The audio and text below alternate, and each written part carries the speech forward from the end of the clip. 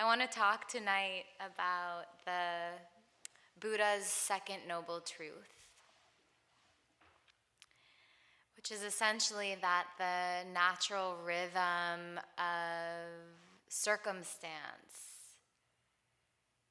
is that our contingencies are continuously changing. And we're told that from a very early age, most of us, that the only constant is flux, right? That somehow that doesn't make it any easier to just go with the flow, no matter how many times we're told that. When things don't go our way, or when the changes that are occurring aren't preferable to us. And so each of us comes with a set of preferences. Some of us have a stronger set than others. But essentially, we spend most of our time just kind of chasing down our preferences, trying to get them met. And that's the basis of the second noble truth, is that humans have a tendency towards grasping. And so when we're not grasping, when we're not spending our time chasing down, getting our desires met, and we're spending the rest of our time running like hell in the opposite direction of the things that we don't desire.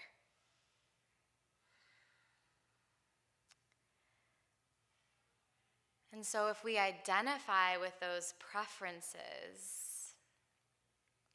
rather than seeing them for what they really are, which is really just proclivities, right? This kind of flimsy fondness for what we want to do and who we want to do those things with and what we think we want. If we don't see those preferences for what they are, then they have the capacity to govern our state of existence or our quality of being. So, in other words, if our preferences aren't being met, then we suffer. That's the second noble truth. And if in some chance occurrence our preferences are being met, and we're happy, and then change occurs again, and the natural confluence erupts.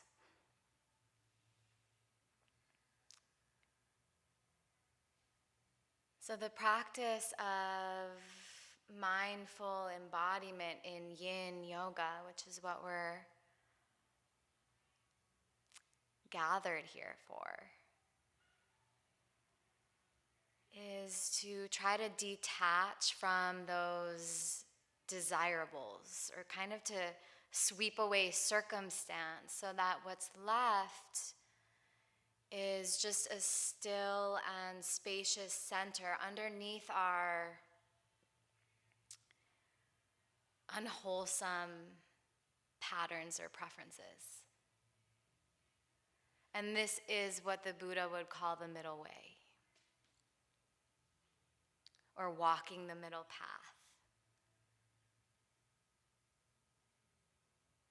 Trying to stay in center line despite whether we have our preferences met or whether they're not being met. We try to walk the middle path. It's kind of less like a middle path though, and I was trying to think of an analogy today. It's more like teetering on a balancing beam. Or I like to think of it as like just the width and the length of the spine. So we really try to stay in center line regardless of circumstance.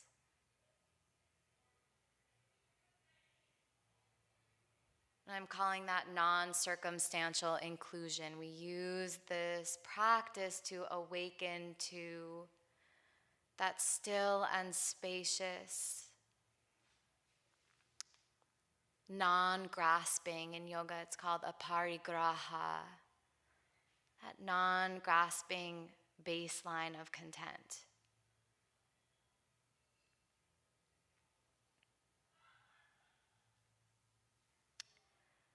So let's start in butterfly. Bring the soles of the feet together and the knees out wide. And if the knees are quite higher than the frontal hip points, then I would suggest sitting on a bolster or a block. And then folding forward.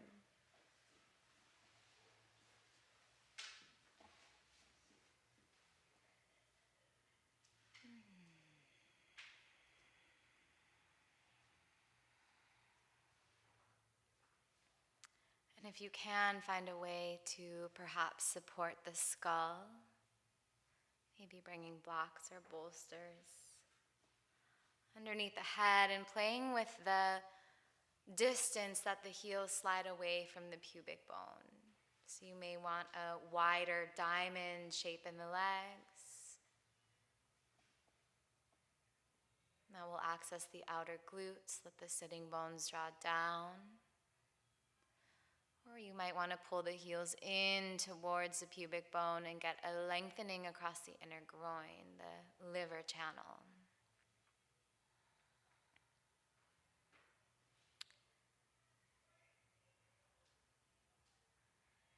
So tonight we will focus on spinal extension or forward folds, and each of those folds will be followed by a twist. So we'll fold, twist, fold, twist, fold, twist. And from my experience, that's the single most effective way to really walk that central spinal line, because we'll be opening up space between each of the vertebrae and then twisting the tissue to really decompress.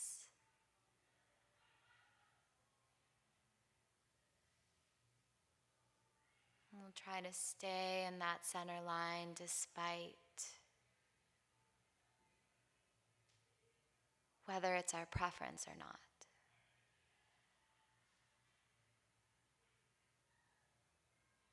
So Aparigraha here, and contemplating the second noble truth. Non-grasping, just awakening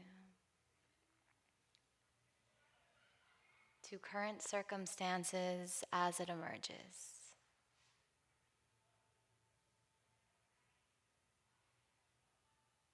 Let's take 3 more breaths.